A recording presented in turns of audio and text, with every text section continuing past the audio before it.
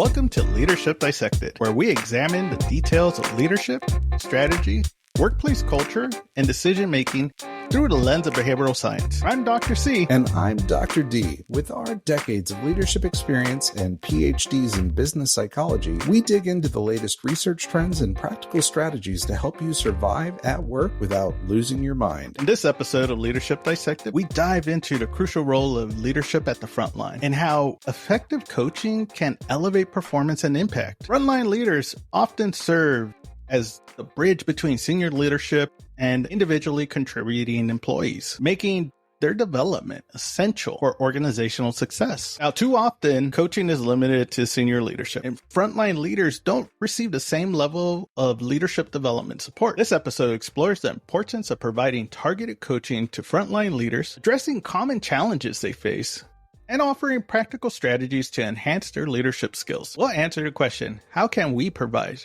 sustained coaching to frontline leaders affordably, consistently, and effectively? Let's cut into the topic.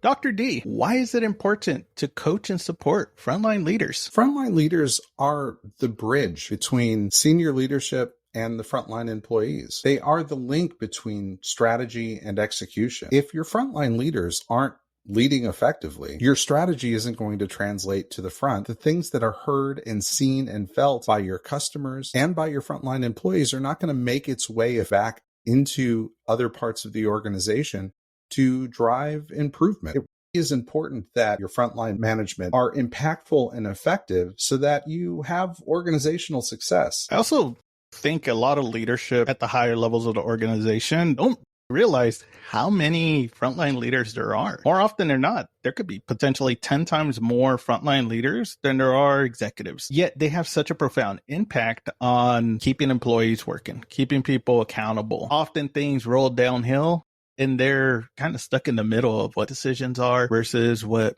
potential strategies, executive leadership decisions are. And that creates a lot of swirls, a lot of challenges to ensure that you have productive and effective frontline leaders. There are some challenges overall with frontline leadership. People are promoted to these frontline leadership roles, and they may not have the right training, the right support, the right temperament to be effective. Dr. D, in your experience, have you seen people just promoted based on their experience, let alone being able to lead people? Yes, a desire of most organizations is to promote from within, to develop people within their own ranks. Who knows your organization, your processes, your systems, your customers better than the folks on the front line that are doing individual contributor roles? They understand your organization best, and they are the most likely place that you're going to find a manager of a team, a supervisor of a team, a lead of a team. But these frontline leaders have less experience. They have less exposure to senior leadership. They may have some very limited experience. A great technician is often promoted to the role of leadership because of their technical skills. And I'm using the technician term very broadly. A great customer service person with a lot of charisma and understanding customer service and how to get the best results for your customers, they're a technician in getting results within their domain. But they might not have the best leadership skills. They might have the drive, the aspiration, the potential, but they don't have the experience. Yet oftentimes they're promoted into supervisory roles, into leadership roles, because they really understand the job, the role, the function, and the organization doesn't want to lose that person, so they promote from within. I think that's something that organizations should do. But what they don't do is surround that person with so much leadership support to help them find their path, their leadership voice, bridge that transition from being a frontline tactician into being someone who motivates and inspires and develops others so that they can find their next replacement when they move up further in the organization. That's where good coaching, good leadership development programs are necessary, and they're kind of absent. Yeah, absolutely. And I think for the employee side of things, it's very much the conditioned natural progression of a person's career is you start off at a certain role and you want to move up in an organization because that's what we're conditioned to think about. That I'm going to move from being a individual contributor to now I'm going to lead a team. Now I'm going to manage a process in a team. The challenge is people don't truly understand what it means to be a manager, what it means to be a leader. We also have, I like to say, functioning or working leaders, which are not only trying to lead a team, which can easily take up about 70% of your time or more, but also trying to be a contributor at the same time. So there's a very, very challenging balance for most leaders. One of the areas where when they're early on in their frontline leadership role, they may not get the right training. When it comes to training, there's a lot of different types of training, but often it's a very process-focused training that a lot of frontline leaders get. And that's just to hold their teams accountable, which is one component that any leader needs to be able to have. They need to be able to hold their teams accountable, but they also need that ability to communicate. They also need that ability to not only give effective feedback, but to receive feedback from their own teams. Another area is helping people understand relationships change. The interactions that they may have had with their colleagues change once they move into this frontline leadership role, managerial role, supervisory role. And a lot of leaders don't know how to handle that. So they go to implore strategies of taking full control, of trying to just force people to comply. And that creates a lot more chaos, a lot more disengagement and challenges for those leaders. Oftentimes, those leaders are transitioning from being a peer in a team to being a manager of the team or a supervisor of the team. And the team is usually pretty supportive. The person who is promoted has earned respect within the team. Otherwise, they probably wouldn't have been chosen for the next leadership role. Institutional memory is very short. A person will move into a leadership role. Everybody knows this person's new and they're trying to find their way. But a few months go by, the business is moving on, and that person is expected to be a fully functioning, fully adept, well-rounded leader of a team with almost no experience in leading a team. Even managers at another company and then come into an organization are given usually a honeymoon period of about 3 or 4 months. They're expected that they're coming in with this great sense of managerial style, but they probably are trying to figure out the organization and are learning within their role. And without the right leadership support, they might not have had great leadership development in their previous role. This might foster a sense of imposter syndrome. It might foster a sense of uncertainty. It might foster a sense of, as you said, Dr. C, a need to exert some excessive control, micromanagement. I think organizations do recognize leadership development, coaching, ongoing training is necessary at every level of an organization. McKinsey and Company published a study back in 2021 that 83% of companies believe leadership development is crucial at all levels, but only 5% have implemented development programs for frontline leaders and middle managers. There's a reason for that. It's expensive. Most senior leaders think about the executive coaching that they receive. Executive coaching is common at the senior levels. At the mid-high senior levels, less so. But at the senior levels, it's very common. Now, these are experienced, well-seasoned, well-honed leaders that rely on executive coaching because it adds a tremendous amount of value to their professional career and to the organization. That's why most organizations have really good executive coaching programs at the senior leadership level. But the folks that are in most need of professional development might get an occasional training class, maybe once or twice a year. They certainly aren't offered an opportunity to do one-on-one executive coaching. If it is, it's unfortunately often only offered to folks that are struggling in leadership. It's not really provided to highly effective frontline leaders because they're seen as being highly effective. Why would they need a coach? If we apply that logic at the senior leadership level to the frontline leaders need it more. They need it more consistently. They would rely on it and benefit from that investment far more significantly than the same dollar provided to a senior leader. Now, senior leadership development is still necessary, but when you think about how are we going to pay for executive coaching, leadership development on a consistent basis for all of those frontline compared to executive coaching, how can we possibly afford it? That's the big question. I think for a lot of organizations, they are hoping and banking on that trickle-down effect. If we coach our leaders at the very top, they should be able to coach our frontline leaders. But the reality is, not everyone is prepared or skilled to be an effective coach. I know for myself, I sometimes question my ability to coach people, and I've been coaching people for over a decade now. But it's really important to understand that it does require appropriate structure, appropriate personality, because sometimes people fail to understand what coaching is. And to your point, Dr. D, sometimes We coach when there's a problem, and that may not be the right opportunity to actually prevent any problems or further problems. When we frame coaching as a reactionary measure to something going wrong, you run into a lot of different challenges. You're going to get resistance. You're going to get the resistance from the person who's being coached because they know why they're getting coached. It's not so much that we're trying to develop you. Well, we're trying to correct the behavior that we do not agree with. And that already sets up a coach, whether it's a external coach, whether it's a manager, supervisor, someone on the human resources team, whatever it may be. It already sets up barriers for this person to actually be authentic and to be willing to invest their time in their own development. Organizations bank on, we're going to do reactive coaching, or we're going to have our leaders who are right above that frontline leadership role, coach team members in the hopes that the coaching at the top has trickled down. Reality is those people may not know how to coach.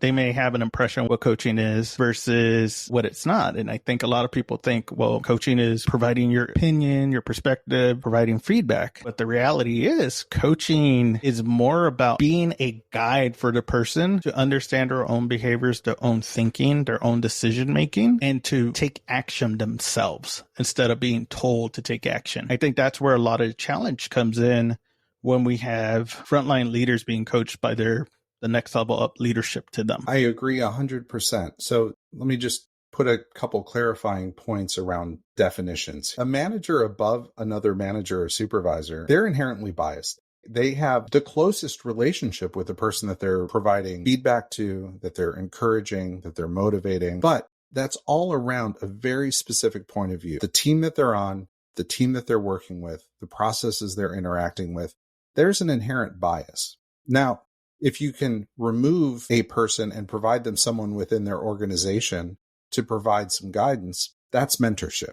That is something different. So feedback is provided by the supervisor of that person. Mentorship is somebody who is disconnected far enough that they can provide them guidance and objective insight into their performance or open up avenues of networking. A coach is somebody who provides completely objective feedback and insight. As you said, Dr. C, encourages the person to think through their own motivations without regard to the environment that they're in, but just making them a better leader overall. Organizations should have very effective feedback mechanisms. Organizations should have mentorship programs. Those are all very important, but they're different than coaching. They are different than leadership development. They are inherently brought by experts who are experts at providing self-discovery and guiding insights into decision-making. Unless your leaders who are coaching their teams have been trained and educated in how to coach and how to make the best out of the people that work for them, then the organization hasn't done them a service. If there is a gap in leadership development support,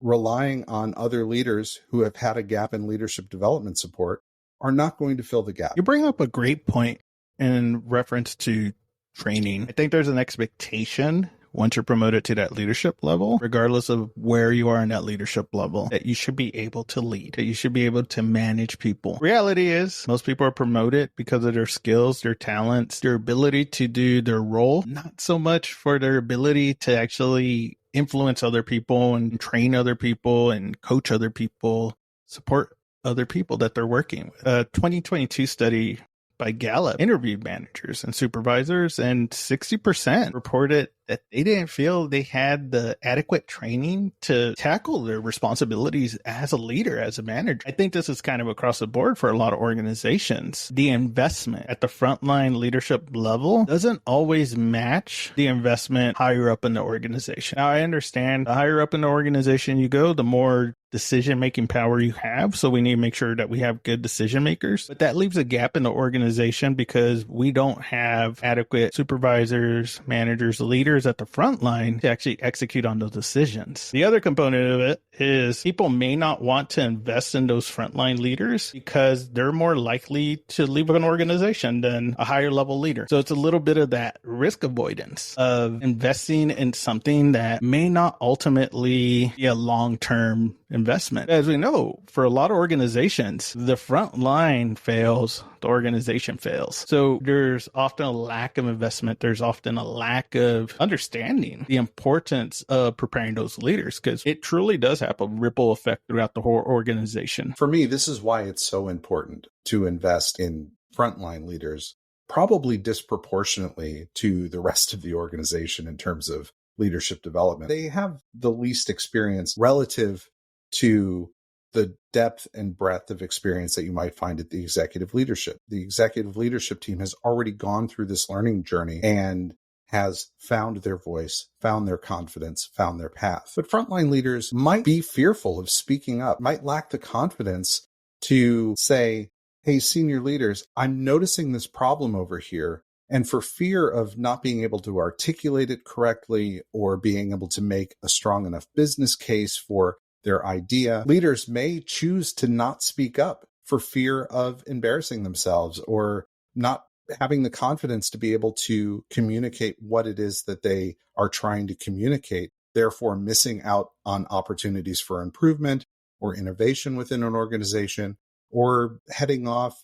other issues like or employee engagement or turnover. If a frontline leader thinks that there is discontent within their team or that employees might be considering leaving, they might be fearful of reaching out. So I'm not going to say anything and I'm just going to let what happens and let employee X leave like I don't know about it, rather than raising my hand and asking for help. I think another aspect of this is, so we have these leaders who were promoted from being high performers in their role. They're now put in this leadership role, and if they don't have the skills, the abilities, they're not going to be a high performer. It can shatter the confidence of this high performing team member now in this leadership role in struggling. And the self-perception of this leader starts to erode. And that can lead to a lot of different challenges that this person may encounter. The first one that comes to mind is burnout. Harvard Review study showed frontline leaders experience higher levels of stress and burnout compared to other levels of management within an organization. Because again, they're getting it from their frontline team members. They're getting it from their leadership. If they don't have the adequate skills,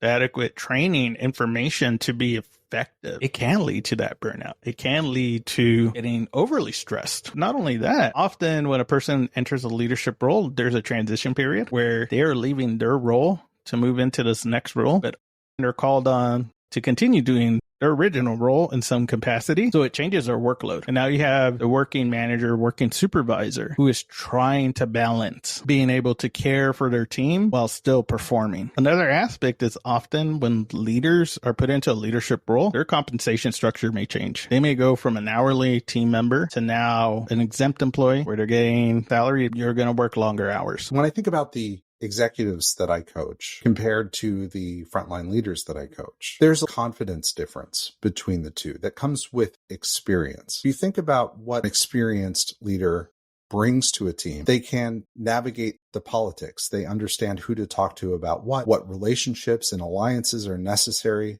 for a decision to be made. They understand and have an intuition around the financial impact and can make educated, well-informed decision around where to put resources and how to get financial resources. They can build their team, bring people together around common goal. A really effective leader is a fine-tuned decision-making machine. They make decisions about where to allocate resources, where to invest relationship energy, where to build alliances, and where they can spend their time. A frontline manager who does not have that same depth of experience or that same longevity in leadership roles has a hard time navigating those things. And that's where they need extra help. If you're a senior leader, think about the level of confidence that you had in your very first leadership role, what level of support that you had in that leadership role. Think about what mistakes and what missteps and what missed opportunities you may have had by not having someone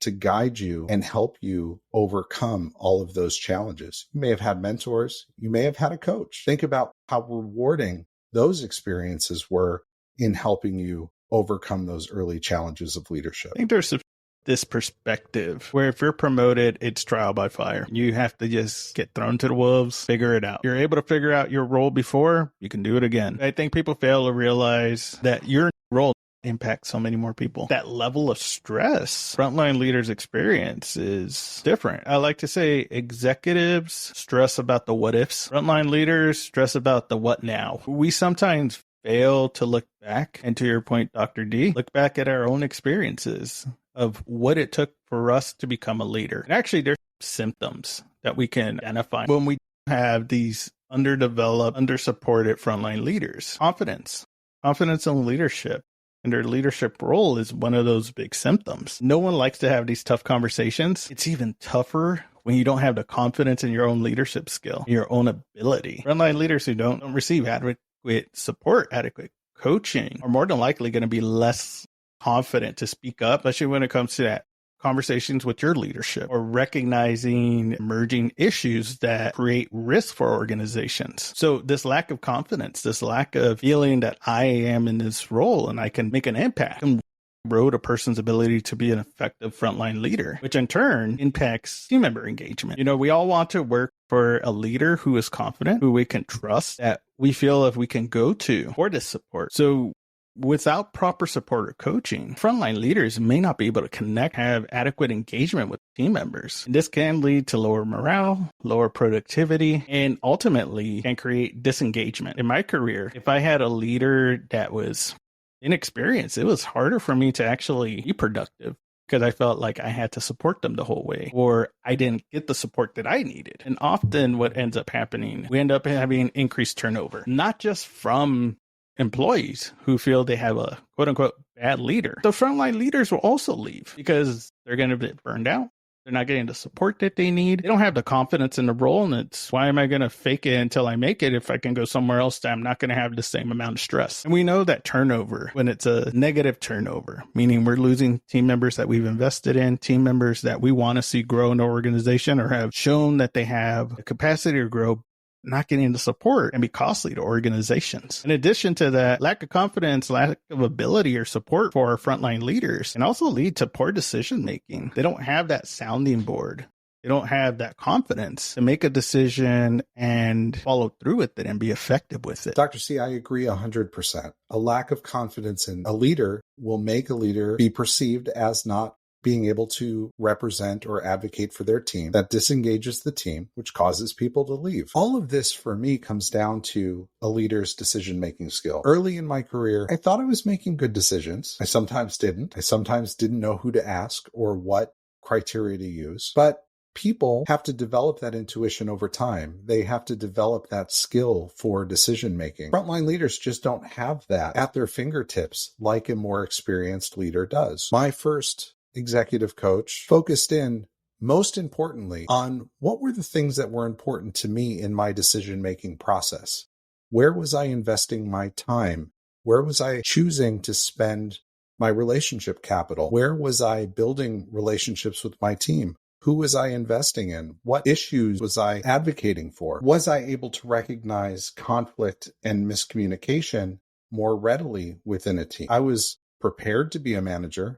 So I thought, but I'm sure now if I'd look back on that leader that I was then and could coach that person now, I would have thoughts and perspectives that would keep young me from making some of the mistakes that I had through sheer power of experience, being able to think about what the outcome was, what those decision-making processes look like, who and how to advocate for, and when to ignore a problem or save it for later, or this is something that I need to intervene early rather than just letting it play out. The things that you talked about, Dr. C, confidence in leadership, employee engagement, turnover, conflict and miscommunication, decision-making, all of these lead to organizational performance. That's what the leader is there to do, is to improve organizational performance. And if you don't have these in place with solid, effective leaders, you are essentially missing the opportunity on efficiency, reducing turnover, other opportunities in the organization to have a profound impact on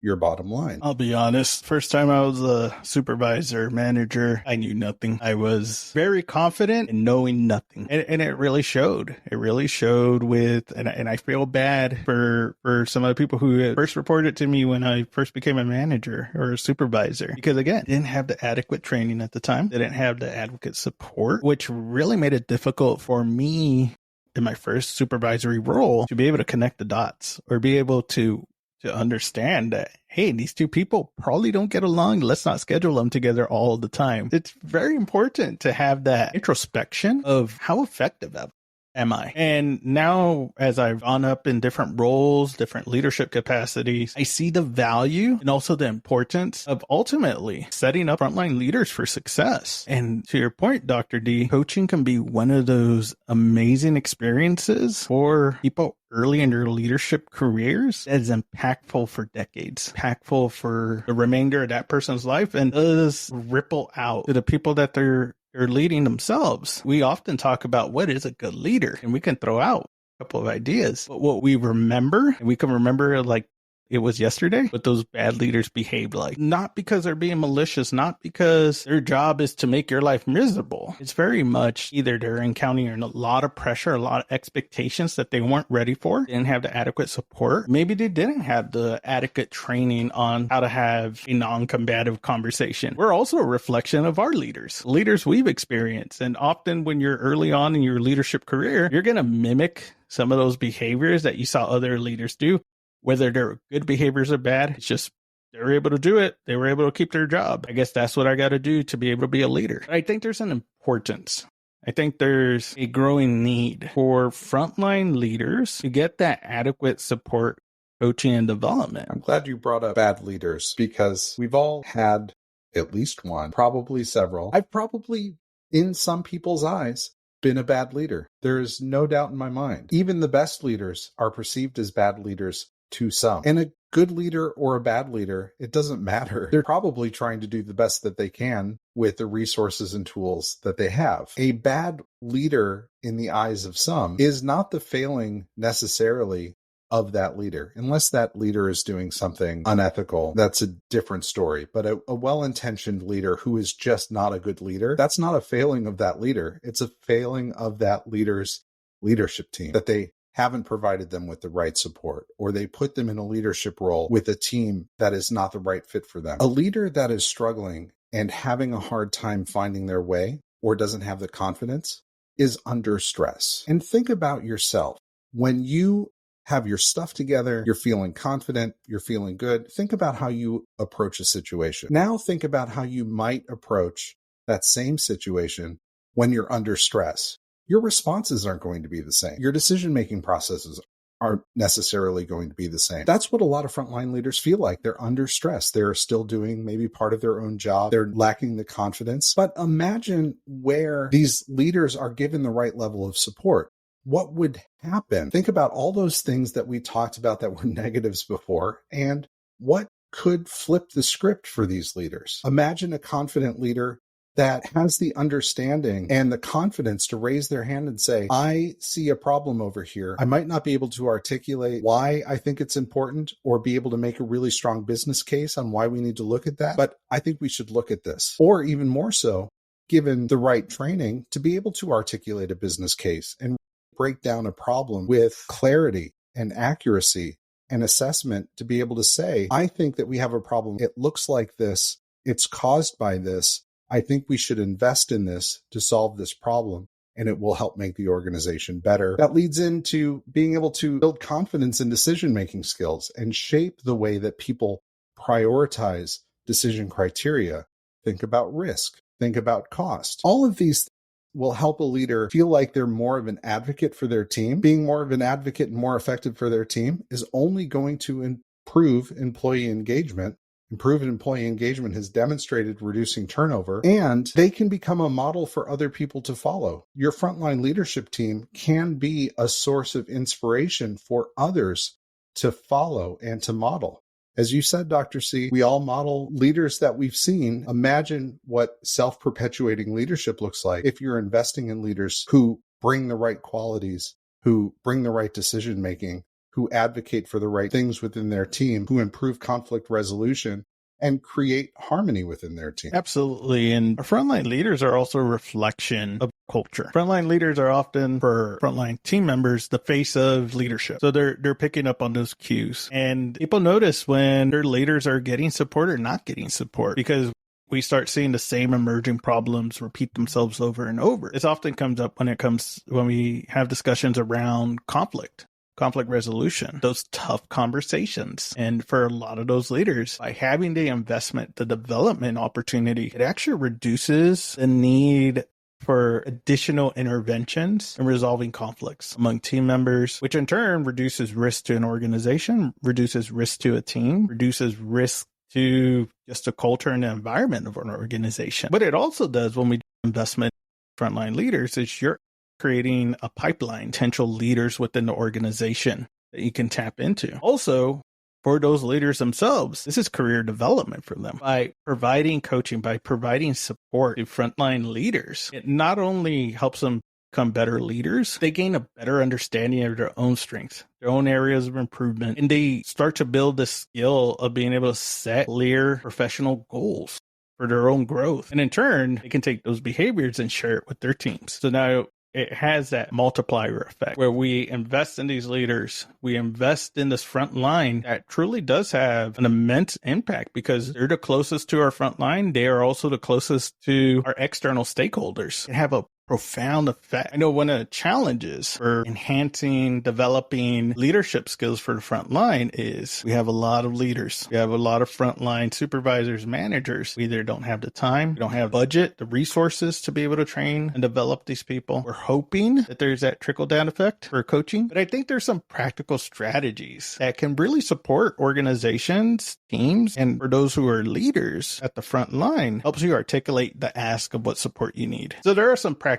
strategies to be a starting point for coaching and developing leaders. First is setting good, clear goals, understanding the difference between feedback, mentoring, and skill development, and what frontline team members truly need. It's very important that any approach you take, you look at your current environment and you tailor it to it. Understanding that there is no one size fits all when it comes to developing your frontline leaders. People are going to be at different places, going to have different experience levels. If you're going to implement any type of development program, coaching program for frontline leaders, that it's initially grounded in the reality that they're working in, the environment that they're working in. This is an opportunity for you as a frontline leader to develop your skills, to strengthen that leadership skill and capacity. I couldn't agree more. One mistake that leaders make when they're thinking about development and coaching for frontline folks is they try to apply that executive coaching model to frontline staff. It doesn't work. It's too expensive. It's too intrusive. It's just not affordable for the effectiveness. Now, I coach and I know it's effective, but I also know it's not cost effective for every frontline leader that you have within your organization. So you have to think about alternate models. We also know people get a lot of value out of leadership development training. The challenge is that leadership development training usually only happens a couple times a year for a given manager. They have a great time in that training. When they step away, people often forget those things that they learned in that training. There's some indelible thing that's left behind, but some or most of the training gets lost. One thing that I have noticed and observed in different types of trainings for leaders is that it is a lecture with very little opportunity for it to be experiential, where it's an opportunity for people to actually connect to real life activities that they're doing and understanding the impact of their leadership to their stakeholders. And connect with each other through those experiences. I think that's an important aspect. Absolutely. And I think for a lot of leaders, building these connections with their peers, frontline leaders in general, gets lonely. You don't have a lot of people that you can confide with and talk through the challenges. And I think that's where coaching or having an avenue to receive some coaching actually supports a lot of leaders because it gives them an opportunity to talk through these challenges that they may not normally be able to talk through. With leadership development opportunities, they're expected to be done on the leader's time, in addition to their day-to-day work. Many organizations have access to online training programs, but that's on the leader to carve out the time, be self-motivated, and complete those activities that they might find interesting. They're not necessarily prescribed or developed around a professional development training program that a coach might help a person find. There are a couple of hallmarks that I would say are important in developing a cost-effective frontline leadership development program. One, you have to make time for it. It has to be built into the job that for X hours a month, you are expected to attend some level of professional development according to a plan. That should consist of a couple of things. It should consist of self-directed, self-introspective learning. It should include some group training. It should include group coaching, where frontline leaders are working together on developing their relationships and problem solving and decision making skills together through experiential learning environment. And it should consist of some individualized coaching. It doesn't have to be every week or even once a month. It could be once a quarter where they're meeting with their own professional coach. You also bring up a great point that, yes, the organization has to have this commitment. The frontline leader has to have equal commitment to this. If they're not willing to engage in coaching, they're not willing to do the follow through. A lot of coaching programs, a lot of development programs, there's quote unquote homework. There's an investment that frontline leader needs to make in their own development. That's one of the big challenges when it comes to how can we make this coaching effective? We also have to get buy-in from those frontline leaders. You have to do some sort of assessment. They have to do a self-assessment. If we can, 360s are amazing because you're now getting perspectives from different areas, helping identify what are these pain points or where are these opportunities for development. Once you have that assessment, once you have that starting point of where we want to focus our energies, develop a program to meet those needs. It can be through one-on-one coaching. It can be through this group coaching model, which I really appreciate and like the group coaching model. When I've done this in the past, we utilize dilemma labs, which is getting an opportunity for the people being coached, the frontline leaders, to go through a scenario that's going to activate their ability to problem solve, their ability to collaborate, their ability to take a step back, look at the whole situation. In addition to that, utilizing formal training, utilizing online, in-person, interactive or lecture style trainings, but ensuring that also implementation of the program is effective. And understanding if we are asking team members to make the commitment to go through this training, that we also have to make sure that we can commit the time for them to be able to do the work. So often I've seen programs get built and they're not effective because the people who are going through the program aren't given the time, aren't given the space to actually go through the training,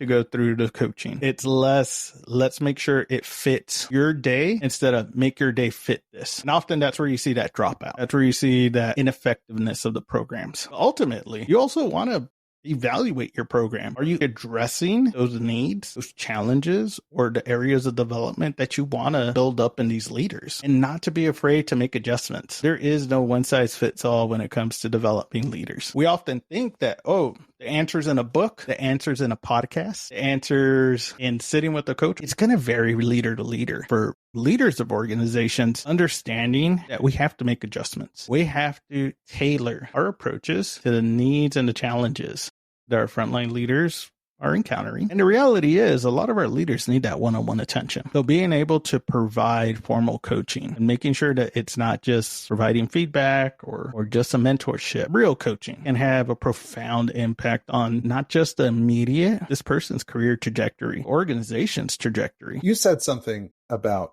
real coaching. I think that's something that's important. What is real coaching? A lot of people can call themselves a coach without any real formal training, without any true experience. Real coaching means using evidence-based approaches that are proven to work, assessments, tools, a framework that has been borne out through research. So it's important that a coach that is developing these strategies has the right credential, whether that's a PhD or whether that's a professional certification. That's an important part. You can't just bring in your sister-in-law's friend because you know that they're a coach. It has to be somebody with the right credential. As we've talked about this, Dr. C, I've picked up on a few hallmarks we both think are important here. There has to be an assessment. There has to be some individualized approach that is working on the things that are important to that person. It needs to be evidence-based. It needs to be scientifically rigorous. That has been demonstrated in the real world that it is actually going to be effective. There has to be an experiential component. There has to be a group coaching